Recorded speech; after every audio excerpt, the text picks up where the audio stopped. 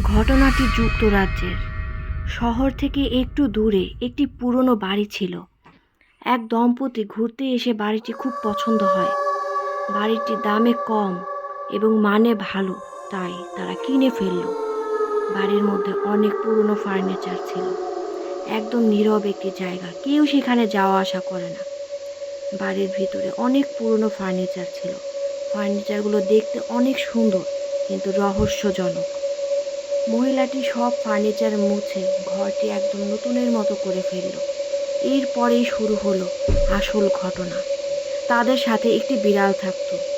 বিড়ালটি বাসায় ওঠার পর থেকেই এক অদ্ভুত আচরণ শুরু করলো। বিড়ালটি বারবার মহিলাকে সতর্ক করার চেষ্টা করছিল।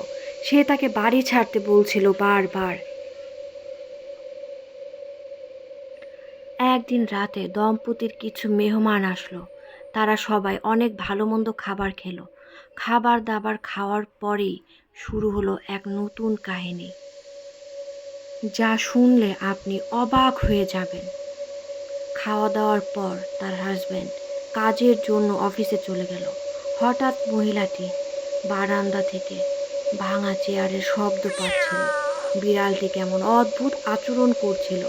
এমন মনে হচ্ছিল বিড়ালটি খুব ভয়ঙ্কর কিছু সামনে দেখতে পাচ্ছে। মহিলাটি এগুলো দেখে অনেক ঘাবড়ে গেল। সে ঘুমাতে গেল। তারপর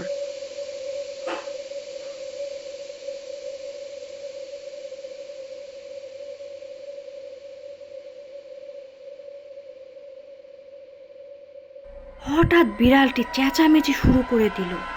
কি যেন দেখেছে সে মনে হচ্ছিল। মহিলাটি দরজার আওয়াজ পাচ্ছিল। কিছু একটু চিৎকার করছে, পায়ের ঝমঝমানি শব্দ।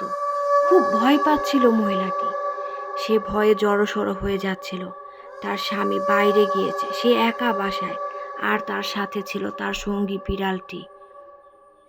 ভয়ে ভয়ে মহিলাটি একটি টর্চ নিয়ে স্টোর রুমের দিকে যায়। সে অনেক শব্দ পায় এবং ভয় পেয়ে ঘরে চলে আসে। সে জানালার কাছে যেতে কিছু একটি তাকে আক্রমণ করতে আসে। মহিলাটি ভয়াবহভাবে ভয় পেয়ে যায়।